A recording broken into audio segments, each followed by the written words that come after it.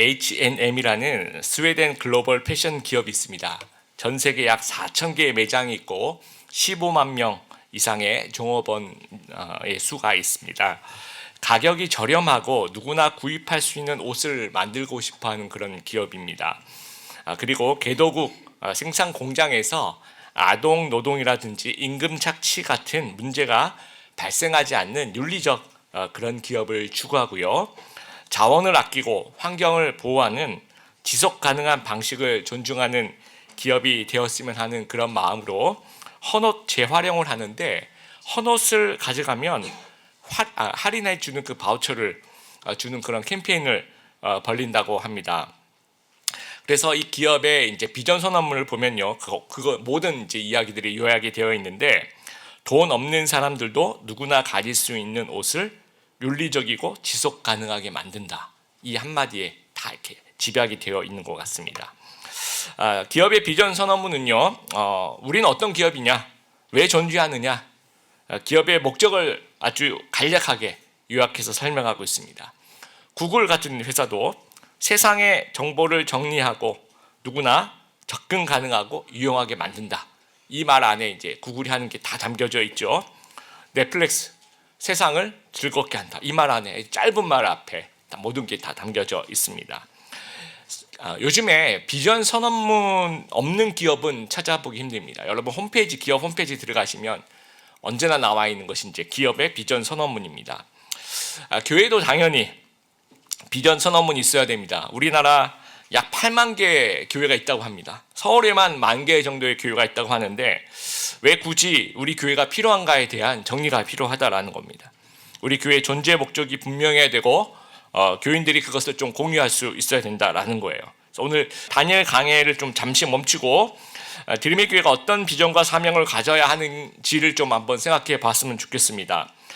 근데 교회 비전 선언문이 갑자기 누군가 한 명이 즉흥적으로 뭔가 내가 뭐 떠올랐어 뭔가 이렇게 해서 뭔가 어떤 그런 것을 주장해서 되는 것이 아니고요. 또 매년 표가 이제 바뀌듯이 매년 달라져서도 안 되는 것입니다. 교회 비전 선언문은요, 제가 생각할 때는 이제 이 세 가지가 좀 포함이 되어야 된다라고 생각하는데, 첫 번째는 성경에서 말하는 교회 본질과 사명이 분명히 담겨져 있어야 되고요. 그 다음에 두 번째는 개별 교회, 그 교회가 아주 오랫동안 좀 모든 사람들이 공유하고 있는 그런 문구라고 해야 돼, 모토라고 해야 돼, 그런 것들이 좀 들어가 있어야 되고, 나머지는 이제 담임 목사의 목회 철학이 들어 있어야 되는 거죠. 그래서 여러분 1, 2, 3번을 보시면 이게 교회 안에서 늘 하던 얘기예요. 교회 안에서 늘 들어왔던 말들이 정리가 돼야 된다라는 거죠. 하나씩 좀 우리가 살펴보았으면 좋겠습니다. 성경에서 말하는 교회의 본질과 사명 먼저 좀 살펴보았으면 좋겠습니다. 태국에서 만든 넷플릭스 드라마가 있어요. 우리는 믿습니다 라는 드라마가 있습니다. 여러분 굉장히 재밌습니다. 3명의 젊은이들이 나오는데요, 스타트업을 실패를 했어요. 3명의 젊은이들이 이제 의기투 앞에서 스타트업 기업을 했는데, 하여튼 뭐 이러저러한 이유로 실패를 하고 큰 빚을 지게 됩니다. 그래서 이 빚을 어떻게 갚을까 고민을 하다가 태국의 90%의 사람들은 불교 신자예요. 절도 굉장히 많고. 그래서 그러면 우리가 불교를 이용해서 돈을 한번 벌어보자 이렇게 된 거예요. 그래서 얘네들이 IT 회사에서 그 스타트업 했던 걸 그대로 그냥 하는 겁니다. 그래서 얼굴 마담 스님을 섭외해요. 젊고 그 다음에 설법 잘하시는 그런 젊은 스님을 섭외를 해서 막 유튜브도 찍고 막 쇼츠도 막 찍고, 그 다음에 이제 조금 허름한 절을 이제 가서 계약을 맺고 그 절을 막 리모델링하고 뭐 건축을 하고, 그 다음에 이제 부적 같은 걸 팔아요. 뭐 목걸이 비슷한 거를, 이거에 있으면 만병통치 무병장수 뭐 이런 거 있지 않습니까? 그리고 막 기적이 이걸 갖고 지니고 있으면서 기적이 막 벌어지고 있는 걸 스토리텔링을 만들어서 완전히 그걸 사기 위해서 난리가 나는 거죠. 그리고 이제 그 절 곳곳마다 이제 기도할 수 있는 그런 뭐 촛불 하나에 얼마 뭐 그런 어떤 곳곳에 이제 그런 것들 다 하는 겁니다. 그러니까 불교와 전혀 상관없는 활동들을 하는데, 이상하게 세상적으로 보면 그러니까 이제 부흥한다고 해야 될까요? 그 절이 막 사람들이 많아지고 막 성공하는 듯이 보이고 막 TV에도 나오고 또 돈도 막 들어오고 해서 이 세 사람이 그동안에 졌던 그 빚을 다 갚을 정도였다라는 거예요. 그걸 보면서 혹시 교회도 교회 본질이 아니어도 세상적으로 이렇게 사람들이 몰려오고 그럴 수도 있겠구나라는 생각이 좀 들었습니다. 그래서 교회는 끊임없이 교회 본질이 무엇인가, 교회 사명이 무엇인가를 좀 고민할 필요가 있다라는 겁니다. 제가 어렸을 때 자라났던 교회, 물론 이제 아주 어렸을 때는 기억이 잘 안 나죠. 제 기억을 또렷또렷하게 기억나는 교회들이, 제가 초등학교와 중학교를 부산에서 다녔습니다. 부산에 다녔던 그 교회, 그 다음에 이제 고등학교와 대학교를 이제 서울에서 다녔어요. 그래서 그 두 교회를 는 아주 기억이 또렷또렷하게 기억이 되는데, 제가 느끼기엔 참 좋았던 교회였습니다. 뭐 서로 교인들이 너무 좋으셔서 뭐 싸우거나 파벌이 나눠지거나 뭐 서로 다투거나 그런 교회도 전혀 아니었고, 하여튼 두루두루하듯 다들 잘 지내시는 좋은 교회, 또 정통교단에다가 예배도 열심히 드렸고, 저도 성가대 활동, 아까 우리 성가대 너무 은혜가 있었습니다.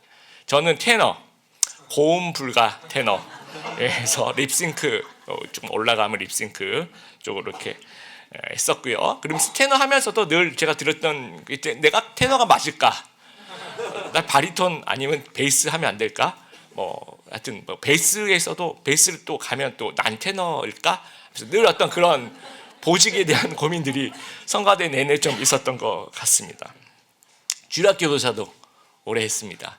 그래서 그리고 서울에 다녔던 그 교회는 이제 청년부 기수가 있어요. 뭐 저는 23기, 그래서 그 기수마다 우리 선배들하고 뭐 후배들도 있고 선후배들끼리 굉장히 친하게 잘 지냈고, 교회가 초등학교 바로 옆에 있었어요. 그래서 점심 먹고 이제 그 기수별로 또는 이제 마트 다 나와서 축구를 하는 거죠. 아주 재미있게 또 축구도 하고, 끝나고 이제 고수부지 가서 농구도 하고, 뭐 하여튼 또 리더 모임, 주일날 만약에 이제 리더 모임을 하면 늦게까지 끝나고 다 이제 근처에 가서 밥 먹고, 하여튼 굉장히 그 교제가 풍성한, 그래서 아주 좋은 그런 시절을 보냈던 것 같습니다. 그러다가 이제 대학에 입학해서 CCC라는 선교단체를 들어갔는데, 지역교회와는 너무 다른 접근을 하고 있었어요. 가자마자 1학년 저희들에게 사형리를 이제 전도하는 법을 배워야 된다. 그래서 그 사형리를 달달달 외우게 만들었어요. 뭐 하나님은 당신을 사랑하시며 당신을 위한 놀라운 계획을 가지고 계십니다. 뭐 그게 이제 1월이죠. 그러면서 그 사형리를 다 외우는 뭐 그런, 앞에 한 명씩 나와서 이렇게 외우는 것도 한번 테스트 하고요. 또 순장님들하고 같이 나가서 이제 복음을 전하는 거죠. 그 사형리 가지고 훈련할 때 이제 저 사람이 이렇게 반응하면 나는 어떻게 하고, 또 이 사람이 이렇게 반응하면 나는 어떻게, 이런 것들도 다 가르칩니다. 그러니까 전도하는 법을 가르치는 거죠. 그리고 이제 한 2학년, 3학년쯤 되면 이제 양육하는 법, 뭐 HTC 초급, 중급, 고급 이렇게 양육하는 법을 가르치고, 소그룹을 통해서 배가하는 방법, 뭐 그런 것들을 같이 가르치고, 말씀 훈련 굉장히 열심히 했었고요. 기도 훈련도 그 당시에는 이제 매주 금요일마다 한 곳에서 서울 거기 이제 그때 훈련원, 지금의 본부인 부암동에 모여서 매주 철야 예배를 했습니다. 그래서 저희 집에서는 매주 금요일은 제가 집에 안 가는 날, 다 그렇게 알고 계시는, 뭐 별 얘기를 안 해도 금요일은 집에 안 가고 거기 가서 철야하고 이제 새벽에 집에 도착하는 뭐 그런 루틴이었습니다. 지역교회와 선교단체가 둘 다 교회잖아요, 그렇죠?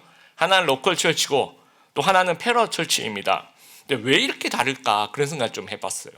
또 도대체 이 둘 중에 뭐가 맞을까 하는 생각도 많이 해봤습니다. 그런 의문점들이 신학교를 가서 공부를 하고, 또 사랑의 교회에서 이제 부교육자 생활하면서 오카노 목사님의 그 평신도를 깨운다라는 책이 있죠. 그 책과 또 세미나를 들으면서 그런 것들이 다 아우러져서 교회론을 좀 배우게 되었던 것 같습니다. 교회의 본질에 대한 배움과 깨달음을 얻게 되었던 겁니다. 앞에 나와 있는 것 같이 한번 읽어보겠습니다. 시작. 교회는 세상으로부터 부름받은 하나님의 백성들이요, 동시에 세상으로 보냄받은 그리스도의 제자다. 그래서 이 부름받은이라는 단어, 또 보냄받은이라는 단어가 예배의 우리 교회의 본질과 핵심이라는 겁니다. 그러니까 부름받은이라는 것은 이제 영어로 보면 인이죠. 안으로 들어오는 거죠. 에클레시아, 불러 모은다는 거예요. 예배를 뜻하는 겁니다. 그러니까 지금 우리가 하고 있는 게, 지금 이게 모여 있는 게 이 자체가 에클레시아, 교회라는 거예요. 코이노니아는 이제 끝나고 우리 또 성도의 교제를 나눈 것을 이야기를 합니다. 또 보냄받은은 이제 영어로는 아웃, 이렇게 바깥으로 나가는 거죠. 이제 사도성을 가진, 그래서 전도하고 말씀으로 우리를 양육하고 서로를 양육하고 또 제자로 훈련되는 그런 것을 의미합니다. 오늘 이제 본문에 나와 있는 사도행전 2장 46절도 날마다 마음을 같이하여 성전에 모이기를 힘쓰고, 이거는 부름받은이죠, 그렇죠? 집에서 떡을 떼며 기쁨과 순전한 마음으로 음식을 먹고, 이것도 이제 코이노니아니까 부름받은이 되겠죠. 그리고 47절 하나님을 찬미하며, 그렇죠? 이것도 이제 부름받은 쪽이 될 거고, 그 뒷부분에 온 백성에게 친송을 받고 주께서 구원받은 사람을 날마다 더하게 하시니라. 이거는 이제 보냄받은 모습이 되겠죠. 그리고 5장 42절에 그들이 날마다 성전에 있든지 집에 있든지 예수는 그리스도라고 가르치기와 전도하기를 그치지 아니하였다. 이것은 보냄받은 데 속하는 것이 될 겁니다. 그러니까 동시에 두 가지가 있어야 된다는 거예요.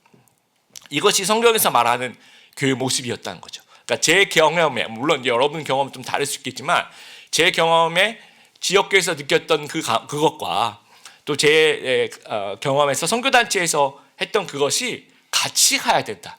두 가지가 좀 같이 있어야지 되는 것이 교회 본질이라는 거예요. 그러니까 지역교회는요, 대체로 부름받은에 좀 집중하는 경향이 있는 것 같아요. 예배, 교제, 봉사. 그러다 보니까 이제 우리끼리가 좀 강해지는 거죠. 내향화라고 하죠. 그리고 뭐 내부 지향성을 또 가지게 되고요. 또 뭔가 지켜야 돼. 그러니까 우리끼리 막 늘 하던 게 있으니까. 그래서 뭔가 지키기 위한 전통적인 방식의 교회 운영을 할 수밖에 없는 겁니다. 최근에 어느 다른 교회를 다니는 교인의 얘기를 들어보니까 그 교회는 되게 좋은 교회인데 주일을 제외하고 일주일에 4번을 교회를 간대요. 생각해보니까 제가 목회자인데, 담임 목사인데 주일을 제외하고 제가 몇 번 교회 오는지 봤더니 화수목금토 5번, 제가 이제 5번 오면 그 교회는 4번을 온대요. 그것도 이제 어쩌다 무슨 장례가 나고 그래서 그렇게 오는 게 아니고 매주일 4번을 그렇게 간다고 합니다. 생각해보니까 옛날에는 좀 그랬던 것 같아요. 제가 어렸을 때는 좀 그랬던 것 같습니다. 교회 안에만 좀 올인하는 경향이 좀 있는 거죠. 그러다 보니까 어떤 모습을 취하냐면 교회 받으러 오는 그런 모습이 있는 거예요. 은혜 받으러 오는 거죠. 그걸 당연하게 생각해요. 물론 여러분 교회 와서 은혜 많이 받으시길 바라요. 저도 솔직하게 여러분 우리 성도님들이 교회에서 은혜 많이 받고 가길 원해요. 하지만 받으러만 오는 건 아니잖아요, 저희가. 그렇죠? 예배는 우리가 하나님께 드리는 거죠, 그렇죠? 그게 참된 예배자인데 예배를 통해서 그러니까 부수적으로 하나님이 주시는 게 있죠. 분명히 있죠. 하지만 내가 예배에 어떤 소비하러 오는 듯한 그런 모습이 너무 부름받음에 집착을 하고 부름받음에 너무 집중을 하면, 요거 하나만 집중하면 그런 모습이 혹시나 나타날 수 있다라는 거예요. 설교의 비중이 지나치게 높을 수 있어요. 여러분, 설교의 비중이 제가 이렇게 빠져나가는 구멍을 만들기 위해서 이 얘기를 하는 건 절대로 아닙니다, 여러분. 굉장히 중요합니다. 저도 일주일 동안 되게 중요하다고 생각하고 잘 준비하려고 노력합니다. 하지만 우리가 전체적으로 예배를 드리고 하나님 앞에 우리 삶을 드린 부분에 있어서 설교가 그렇게 큰 비중을 지나치게 큰 비중을 차지하면 안 되는 거죠. 그럼 오히려 건강하지 않을 수 있어. 어느 정도의 비중을 차지하고 있는 게 맞는 것입니다. 그리고 아까 얘기한 것처럼 예배자가 되어야 되는데, 우리가 참된 예배자가 되어야 되는데 예배 소비자가 되는 건 아닌가. 그런 어떤 부분도 있다는 거죠. 근데 선교단체는 또 너무 보냄받음에 또 너무 집중하는 경향이 있지 않는가. 훈련과 전도에 막 아주 역동적이고 막 아주 파워풀하죠. 그래서 JCCC 다닐 때는 모여서 구호만 막 외친 것 같아요. 모여서 오늘의 민족 보고만은 내일의 세계 보고만, 누가 내가 하면서 막 이렇게 막 구호 외치고, 막 여름 수련회 가서 오늘의 미역냉국은 내일의 오이냉국 막 그러면서 막 뭐든지 다 하여튼 외치는 거예요. 막 그랬던 것 같습니다. 그래서 이제 다 그런 건 아니지만 평생의 전도와 훈련을 해야 되는데 이 4년에 다 모아서 평생에 할 걸 4년에 다 모아서 하는 듯한 그런 느낌도 들어요. 물론 졸업한 후에 개교회 가서 굉장히 잘 섬기는 분들도 있어요. 근데 제 친구 중에 한 명은 부대표 출신인데 졸업하고 난 다음에 아직도 교회를 안 다니고 있어요. 그래서 너 왜 아직도 교회를 안 다니냐 그랬더니 못 찾았대요. 자기한테 잘 맞는 교회를 아직도 못 찾았다고. 이게 20대 때 졸업했으니까 지금 50대 중반이니까 아주 오랫동안 교회를 좀 가나안 성도가 되어 있는 겁니다. 일부겠죠. 예, 일부. 그러니까 특정 세대, 특정 사역에 좀 집중하다 보니까 아까 말씀드린 것처럼 평생 할 거를 이제 4년 동안에, 그러니까 졸업한 이후에 뭔가 좀 단절이 되는 이런 부분들이 좀 있고요. 또 멀리 가려면 함께 가야 되는데 좀 4년 또 일시적으로 이제 하다 보니까 전 세대 공동체 좀 어떤 그런 환경이 아닌 거죠. 세례와 성찬의 공동체의 환경이 또 아니고 평생 공동체를 지속할 수 있는 그런 환경이 또 아니라는 겁니다. 결국 성경적인 교회 본질은요, 부름받음과 보냄받음의 균형이 있어야 되는 거죠. 그 두 가지를 다 같이 해야 되는 것이 초대교회 모범이기도 합니다. 그 랄프 윈터 같은 성교학자들이 라틴어로 이제 모달리티와 소달리티라는 말을 해요. 이게 되게 중요한 성교학에서 용어인데요. 교회 역사에 항상 이 두 가지 구조가 있었다라는 겁니다. 이제 모달리티라고 얘기하는 건 라틴어 모디우스라고. 여러분 우리가 모듈이라는 말을 쓰죠. 라틴어 모두스에서 나온 건데 이게 방식, 형식, 형태, 구조라는 뜻이에요.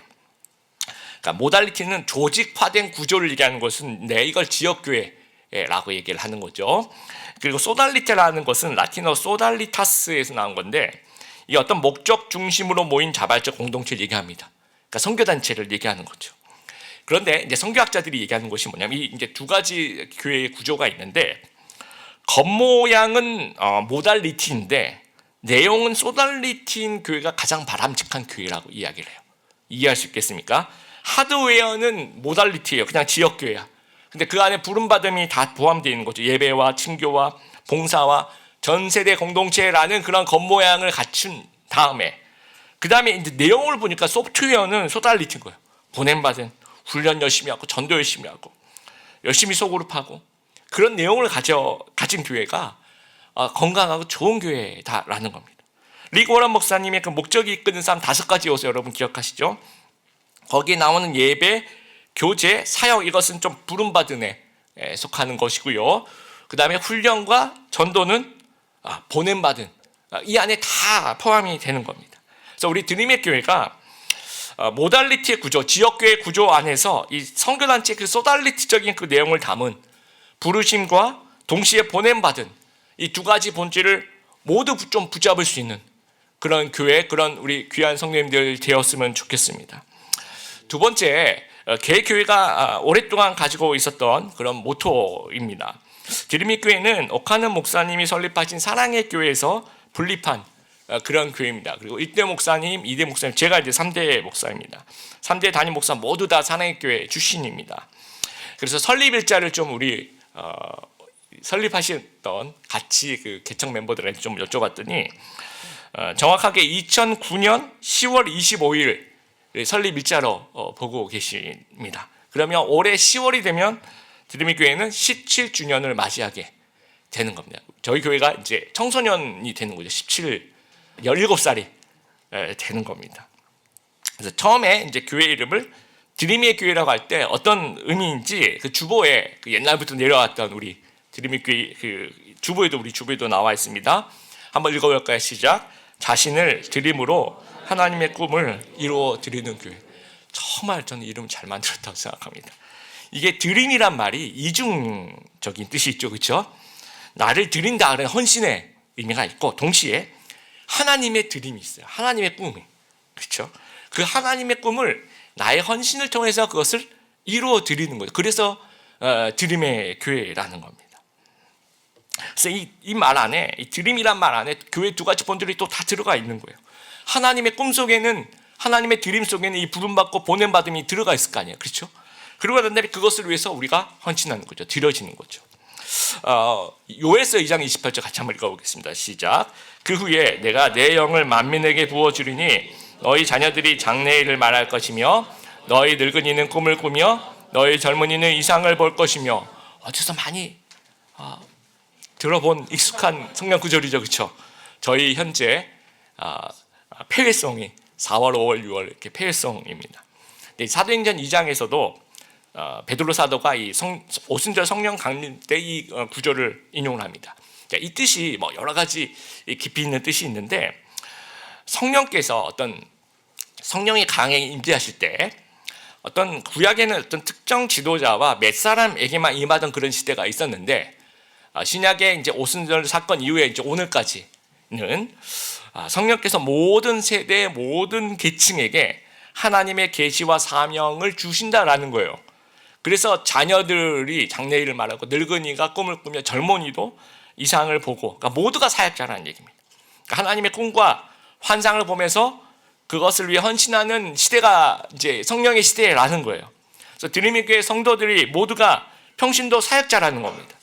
그래서 우리 미래 세대도 그렇고 또 우리 청년들도 그렇고 우리 서번트도 그렇고 모두가 다 사역자가 되어서 모두가 성령 충만해서 하나님의 드림을 이루어 드릴 수 있는 그런 귀한 교회가 되었으면 좋겠습니다. 세 번째 담임 목사의 목회 철학인데요. 제자 사명서는 우리 제자반 할 때 사역할 때 늘 이거 매일 제가 암송해서 쓰라고 합니다. 같이 한번 읽어보도록 하겠습니다. 현대를 살아가는 비그리스도인들에게 이 시대의 방식으로 복음을 전하고 그리스도의 제자로 만든다. 2016년 10월 11일 기독공보라는 신문 기사인데요. 2016년 기준으로 30년 전이면 1986년입니다. 그때 한국 교회에 39세 이하, 그러니까 40세 이하의 교인이 전체의 79%, 전체의 80%라는 거예요. 그러니까 10명 중 8명은 40세 이하의 젊은 층이었다는 거죠. 1986년엔 그랬다는 겁니다. 그 이후에 30년이 지났어요. 그러면 2016년이 되죠. 그때 이제 조사를 좀 해봤더니 청년이 차지하는 전체 출석 전체 교인 대비 약 2.2%밖에 안 된다는 거예요. 그러니까 10명 중에 1명도 안 된다는 거죠. 그러니까 30년 전에는 10명 중에 8명이 청년이었는데 40세 이하였는데 30년 지나니까 10명 중에 1명도 안 되더라는 겁니다. 그러니까 한국교회는요 아주 오래전부터 선교와 전도에 실패하고 있다라는 얘기.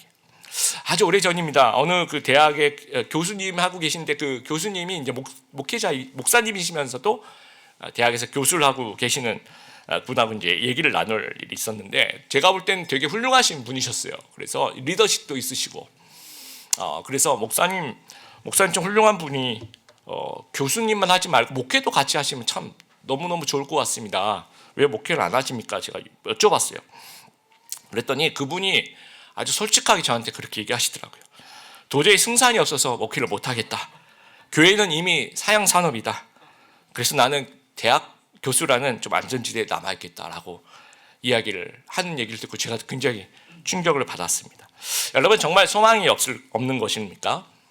최근 조사에 보면 비종교인 비율이 60%예요. 나 종교 없다라고 얘기하는 사람이 60%인데 이게 점점 늘어납니다. 자, 이 퍼센트를 우리가 절망으로 봐야 될지 아니면 좀 희망으로 봐야 될지 그거는 좀 저희들의 어떤 몫인 것 같아요. 또 20, 30대 청년들의 비종교인 비율은 더 늘어나요. 그러니까 20, 30대는 나 종교 없다라고 얘기하는 사람들은 80%라는 겁니다. 서울대에 이제 종교학과라는 게 있어요. 서울대 종교학과는 좀 일반적인, 그러니까 우리 신학교에 있는 그런 학과랑 좀 다른 그런 일반적인 종교학과에서 대학 그 교양 과목으로 명상과 수행이라는 과목을 개설했대요. 그래서 선택 과목이니까 듣고 싶은 분들 들으세요라고 했대요. 여러분 명상과 수행이라는 과목을 신청한 95%의 사람이 비종교인들이에요. 자기의 종교가 없다는 사람의 95%가 명상과 수행이라는 과목을 들었다라는 거예요. 그래서 이건 뭘 의미하냐면요. 이겁니다. 요즘 시대는 나는 스피리추얼해. 그러나 나는 릴리지어스 하진 않아. 이렇게 얘기해요. 나는 영성이 있어. 나는 영성을 추구해. 하지만 제도 종교에 난 속하지는 않을 거야. 라는 것을 얘기하고 있다는 겁니다. 자, 예수님이 밭은 휘어져 추수할 것이 없다고 했습니까? 많다고 했습니까? 추수할 것이 많다고 했어요. 자, 신발을 안 신는 나라가 있다고 쳐봅시다. 신발 안 신는 나라에 2명의 사원이 가서 신발 회사 사원이 가서 2개 보고서가 올라옵니다. 하나는 다들 신발을 안 신고 있으니까 신발을 못 판다라는 보고가 하나 올라오고요. 또 나머지 하나는 신발을 팔 수 있는 기회가 엄청 많다. 관점에 따라 다른 거죠. 자, 1세기 예수님 시대 세계 인구가 약 한 2억 명 정도 되지 않았을까 그때 생각이 듭니다. 그 중에 예수님 믿는 사람은 몇 명이었을까요? 12제자들, 그렇죠? 예수님 시대는. 그리고 70여 명의 또 전도대들이 있었고, 또 알게 모르게 예수님을 따라가는 그런 사람들이 있어서, 그렇지만 그렇게 많은 숫자는 아닌 거죠. 그렇게 보면 예수님 시대에는 현재 대부분 안 믿어. 그게 팩트죠, 그렇죠? 그런데 그러니까 추수할 게 없어라고 얘기하시지 않으시고, 현재 아무도 안 믿어. 70여 명, 뭐 100명, 200명 이렇게 믿나? 그러니까 그러니까 추수할 게 없어 이렇게 말씀하시지 않고 추수할 게 많다라고 얘기하시는 거죠. 예. 여러분, 기독교 인구가 감소하고 있습니다. 그러면서 동시에 비종교인의 수도 증가하고 있어요. 그렇죠? 근데 예수님의 시각을 보면 추수할 것이 많이 있습니다. 추수할 것이 있고 없음의 문제가 아닐 수도 있어요. 무엇의 문제냐? 어떻게 추수해야 하는 것인가에 대한 문제일 수 있다라는 겁니다. 제가 시카고에서 이제 목회학 석사를 졸업하고 LA로 이제 플러 신학교를 가면서 교회에 대한 공부를 좀 해보고 싶었죠. 근데 교회를 공부하는 여러 가지 접근 방법이 있습니다. 조직 신학적으로 이제 접근하는 방법이 있고, 근데 저는 그렇게 형이상학적인 공부를 이렇게 힘들어하는 성격이라서 좀 실용적인 접근을 하고 싶어서 선교학적으로 좀 접근해 보았으면 좋겠어. 그래서 플러 신학교를 가서 그 스쿨 오브 월드 미션이라는 곳 안에 이제 교회 성장학이라는 것이 있었습니다. 그래서 월드 미션, 스쿨 오브 월드 미션 안에 있는, 그러니까 선교학으로 접근하는 이제 교회에 대해서 공부를 2년 동안 했습니다. 거기서 수많은 훌륭한 학자들의 얘기를 다 종합하면 이겁니다, 여러분. 노란색 제가 올려드린 거. 선교지의 문화에 선교사가 맞춘다라는 거. 이게 이 한 문장 안에 제가 2년 동안 배운 게 다 들어가 있는 겁니다. 그러니까 복음의 문화적 접근을 하라는 거죠. 상황화. 그러니까 예수님이 하나님이신데 성육신이 되어서 선교지의 문화에 예수님이 선교사이신 예수님께서 맞추신 거죠. 인간의 옷을 입고 유대인의 옷을 입고 유대인의 말을 하고 유대인의 문화 속에서 복음을 전하셨다라는 거예요. 한국에 온 서양 선교사님들 오자마자 뭘 하셨냐면요, 한국인이 이제 영어 이름 부르기가 힘드니까 한국 이름으로 좀 바꾸세요. 사무엘 모펫 선교사님. 그 사무엘을 삼열이라고 바꾸고 모펫을 뭐라고 바꾸냐면 마포라고 해서 사무엘 모펫 선교사님은 마포 삼열 선교사님, 그렇게 불러왔어요. 독일의 엘리자베스 쉐핑이라는 선교사님 계셨어요. 그 쉐핑이란 말이 이제 좀 힘드니까 그걸 쉐핑이란 말을 가지고 한글 이름처럼 서서평이라고 그렇게 이름을 하신 거죠. 그리고 서서평 선교사님은 한국에서 돌아가실 때까지 한복을 입으셨어요. 독일 백인 여성 선교사님이 파란 눈에, 그렇죠, 금발에, 머리 색깔은 제가 잘 모르겠습니다. 그리고 한복을 입고 그렇게 이 전라도 중심으로 계속 복음 전도를 다니시는 거죠. 그러니까 한국 문화 속에서 복음을 전하셨다. 그것이 선교의 기본이라는 거예요. 그러면 우리는 어떻게 복음을 전해야 되는가? 수신인 중심의 전도를 해야 돼. 수신이라는 것은 선교지를 얘기하는 거예요. 복음을 들을 사람, 복음을 받는 사람, 그러니까 복음을 들을 사람에게 맞춰야 된다라는 겁니다. 여러분, 콩으로 두부도 만들고, 그렇죠? 콩으로 콩밥도 해요. 근데 어떤 사람은 두부는 너무 좋아해요. 근데 콩밥은 싫어하는 사람이 있어요. 뭐 옛날에 트라우마 때문에 콩밥에 트라우마 뭐 이런 게 있나요? 똑같이 두부죠, 그렇죠? 두부에서, 그러니까 똑같이 콩에서 나온 거죠. 두부도 콩에서 나온 거고 콩밥도 이제 콩인 거고. 그러면 콩밥을 싫어하고 두부를 좋아하는 사람한테는 어떻게 접근해야 됩니까? 콩을 먹이려면 두부만 먹으면 되는 겁니다. 근데 이제 콩밥 싫어하는 사람한테 두부는 좋아하는데 콩을 먹이려면 두부를 먹이면 되는데, 네가 북한에 있는 어린이들이 굶어 죽는 거 안 보여? 뭐 그러면서 억지로 막 콩밥 먹이고 막, 그러면 이건 수신이 중심의 인 것이 아닌 거죠. 그러니까 무엇을 주어야 할 때 그 사람이 받을 수 있는 것을 주어야 된다라는 겁니다. 그래서 이 시대의 방식으로 교회 사역을 해야 된다라고 생각합니다. 요즘도 1호선을 타면요, 교회 출퇴근하면서 제가 1호선을 타는데 안내 방송이 어느 날은 나왔어요. 지금 열차 내에서 종교 활동을 하고 계신 분은 내려주십시오라고 안내 방송이 나왔어요. 저는 그런 안내 방송을 처음 들어봤습니다. 그래서 이게 뭐지? 그러고 있는데 제 앞으로 갑자기 어떤 분이 쑥 지나가면서 예수 믿으세요 하면서 그렇게 목소리를 쭉 깔면서 쑥 지나가요. 너무 빨리 지나가가지고 제가 깜짝 놀랐어요. 아, 이것 때문에 그래서 신고가 들어왔겠죠. 그래서 달리는 열차 안에서 아마 그런 안내 방송이 나지 않았을까라고 생각합니다. 이것도 마찬가지. 예수님을 전달하는 것이 본질이죠, 그렇죠? 그럼 예수님을 전달할 때 상대방이 싫어하는 모습으로 전달할 필요는 없어요, 그렇죠? 상대방이 받을만하고 좋아하는 방식으로 이 소중한 예수님을 전달할 필요가 있다는 거죠. 그것이 관계 전도입니다. 우리 모든 그 전도의 95%가 관계 전도. 내가 좋아하는 사람, 내가 잘 알고 있는 사람들과 대화 속에서 내가 알고 있는 예수님을 전달하는 거죠. 그리고 문화적으로 접근합니다. 우리 영화 설교도 마찬가지. 우리 영화 설교에 다음 주, 그 다음 주에 영화 설교했습니다. 근데 친구야, 우리 영화 보러 교회 갈까? 교회에서 영화도 보니? 너를 위해서 영화를 준비했어. 너 같은 죄인을 위해서 영화. 이건 아니겠죠, 그렇죠? 우리 모두를 위해서 영화를 교회에서. 우리 교회는 문화적인 접근하는 교회야. 이렇게 해서 같이 이제 또 보는 거죠. 제가 오래전에 어느 대학에서 이제 기독교 교양 시간 강사를 한 적이 있습니다. 한 3년 정도. 그때 이제 제가 이제 내준 과제가, 요즘에 이런 과제 내면 큰일 납니다. 근데 그때는 좀 옛날이라서, 주일날 교회를 가서, 자기 교회 다닌 사람 자기 교회를 안 다닌 사람은 그냥 집 근처 교회를 가서 예배를 참석해서 또 주보를 첨부해서 소감을 쓰십시오. 갔다만 오면 제가 점수를 주겠다. 소감은 그냥 한 장짜리 간단하게 쓰면 된다. 이제 그렇게 했습니다. 그래서 쭉 걷어가지고 이제 진짜 주보들도 이제 첨부해서 쭉 갔다 왔는데, 차근차근 읽어보니까 제가 깜짝 놀란 게요, 대부분이 좋았대요. 그렇게 써야지 점수를 잘 맞는 게 아닙니다. 왜냐하면 제가 갔다만 오면 무조건 점수를 주겠다고 했으니까 그냥 소감은 그냥 4개만 하면 그냥 받는 겁니다. 그런데 그 종교적인 경험이 자기한테는 좋았대요. 그렇게 뭔가 마음이 편안해지면서, 뭔지 모르겠지만 찬양할 때도 그렇고 말씀드릴 때도 그렇고 마음이 편안해지는 걸 느꼈다. 다음에 기회가 나면 한번 가보고 또 가보고 싶다. 이런 얘기들이 거의 80% 90%였습니다. 그래서 우리가 좀 생각해야 될 것이, 예배가 좋은 전도의 장소입니다. 지금 예배 드리는 것 자체가 정말 좋은 전도의 장소라고 생각합니다. 매주 그래서 우리는 매주 전도 집회하는 그런 교회가 되었으면 좋겠어요.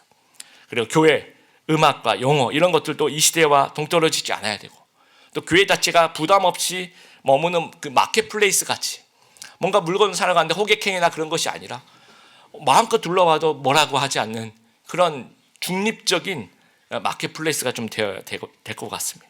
또 전통적인 잣대로 옷차림을 제한하거나 어떤 음악 장르를 제한하거나 또 어떤 음악에 어떤 드럼을 못 치게 한다고 이러진 않았으면 좋겠고요.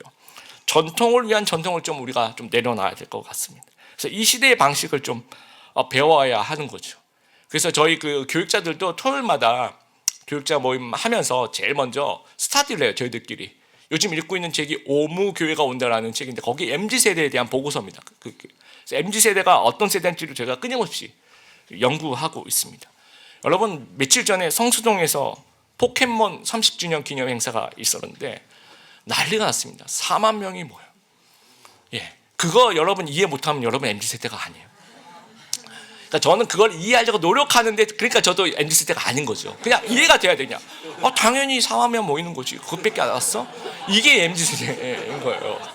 근데 포켓몬 그거 니들 장난을 성수동이 마비가 되고 이게 이러면 이제 여러분 우리 같이 스타디를 좀 해야 됩니다. 계속 변화에 대해서 맞춰가는. 왜 이들은 포켓몬이라는 이름하에 대동단결할까? 이런 거 우리가 좀 알아야 됩니다. 그리고 우리 1부 예배, 2부 예배 이제 우리 찬양 사역자들한테 제가 1부 예배는 3, 40대에게 찬양을 맞춰 주십시오. 대신 우리 50대 이상을 위해서 찬송 한 곡을 꼭 넣어 주십시오. 이렇게 얘기를 합니다. 그러니까 3, 40대에게 1부를 그렇게 맞춰 달라고 부탁을 드리고, 2부는 20대하고 30대한테 곡을 맞춰 달라고 부탁을 드립니다. 자, 그러면 10년이 지났어요. 그러면 20, 30대는 어떻게 됩니까? 3, 40대가 되는 거고요. 3, 40대는 40대, 50대가 되는 거죠. 자, 그러면 그래도 계속해서 1부는 3, 40대에 맞춰, 2부는 20, 30대에 맞춰줘. 그렇게 되면 어떻게 됩니까? 곡이 똑같아야 돼요? 아니면 바뀌어야 돼요? 바뀌어야 됩니다. 그러니까 우리가 계속해서 끊임없이 바뀌어야 되는 거죠. 변화해야 되는 거죠. 맞춰가야 되는 거죠. 유럽과 미국의 기독교는요, 우리보다 앞서서 쇠퇴하고 있습니다. 그래서 그들을 보면 앞으로 10년 뒤, 20년 뒤 한국 교회가 저렇게 되겠구나라는 것을 볼 수가 있습니다. 그런데 소수의 성장하는 유럽 교회, 미국 교회들이 있어요. 아주 급속도로 아주 잘해요. 우리가 배울 만한 교회들이 있습니다. 근데 그 교회들이 공통점이 다 이거예요. 성교의 원리대로 이 시대의 방식으로 접근하는 그런 교회들이라는 겁니다. 1950년도에 일본 교토대 영장류 연구소 학자들이 미야자키현 고지마에서 야생 원숭이를 연구를 했어요. 그 야생 원숭이들에게 흙이 묻은 고구마를 나눠줘요. 그리고 이거를 흙을 어떻게 털어서 먹는지를 관찰하는 겁니다. 그랬더니 이제 대부분 이제 몸에 문지르거나 아니면 손으로 이렇게 털거나 그렇게 해서 먹더라는 거죠. 그렇게 이제 그러니까 다른 사람 다 따라서 하는 거예요. 다른 원숭이들이. 이제 생후 18개월 된 이름이 이모입니다. 이모라는 그 이름의 앙컵 원숭이가 고구마를 강물에 씻어 먹더라는 거예요. 신박하죠, 그렇죠? 그리고 나중에 바닷물에 씻어 먹어. 그럼 약간 짭짤하면서 간이 배여가지고 더 좋더라고요. 한 달 뒤가 지났어요. 그랬더니 이모의 또래, 그러니까 생후 18개월 정도 된 어린 원숭이들은 다 따라해요. 그리고 넉 달 된 이모의 엄마와 앙컷들이 그걸 따라해서 고구마를 물에 씻어 먹기 시작합니다. 그런데 안 변하는 친구들 있겠죠. 누가 안 변할까? 나이 든 원숭이들, 수컷 원숭이, 수컷들, 저입니다. 딱 저예요. 나이 들고 수컷 원숭이. 예전에 하던 대로 막 절대로 물에 안 씻어 먹어. 늘 하던 대로 막 이렇게 저항하는 세력들이 있는 거죠. 그래서 이제 근데 점점 어린 원숭이와 앙컷들 중심으로 씻어 먹는 형태가 점점 퍼져 나가고 또 수컷 원숭이, 또 나이 든 원숭이들은 또 안 따라하고 그런데 고구마를 씻어 먹는 원숭이 숫자가 100마리라는 임계점에 도달하자마자 모든 원숭이들이 고구마를 씻어 먹기 시작하더라는 거예요. 여기서 우리가 처음 생각해 볼 필요가 있어요. 처음엔 소수인데 나중에 혁신이 되는 거, 나중에 대세가 되는 거죠. 드림의 교회가 좀 이렇게 되었으면 좋겠습니다. 첫 번째 원숭이가 되었으면 좋겠어요. 교회 본질을 붙잡고 또 이 시대의 방식으로 사역하고 복음을 전하는, 그러면서 영향력을 끼치면서 대세로 자리 잡는 그런 교회가 되었으면 좋겠습니다. 그래서 이 세 가지 요소를 가지고 또 여러 교회의 그 형식을 좀 참고해서 AI 도움도 받고 드림의 교회 비전 선언문을 늘 들었던 얘기들을 좀 정리를 해봤습니다. 물론 문구와 표현들은 차차 다듬어 갈 것입니다. 시대가 변하고 환경이 바뀌고 구성원이 바뀌면 조금씩 수정되어 갈 것입니다. 그러나 오늘부터 예배를 마무리하면서 비전 선언문을 외치고 폐율성하기 전에 그렇게 외치고 그렇게 각자 삶의 자리로 돌아갔으면 좋겠습니다. 외치는 것이 중요한 것이 아니고 여러분 이 표현 그대로 좀 살아나갈 수 있는, 한번 같이 한번 읽어볼까요? 시작. 우리는 세상으로부터 부름받은 예배자이며 세상으로 다시 보냄받은 그리스도의 제자입니다. 하나님을 기쁘시게 하는 성령 충만한 예배자가 되겠습니다. 현대를 살아가는 비그리스도인들에게 이 시대의 방식으로 복음을 전하는 전도자가 되겠습니다. 진리를 배우고 실천하는 훈련된 제자가 되겠습니다. 그리하여 우리는 하나님께 자신을 드림으로 하나님의 꿈을 이루어 드리는 드림의 교회가 되겠습니다. 이 비전 앞에 우리가 하나가 되고 표대를 향해서 달려가고 또 하나님께 드려지는 드림의 교회 성도들 다 되시기를 주님의 이름으로 축복합니다.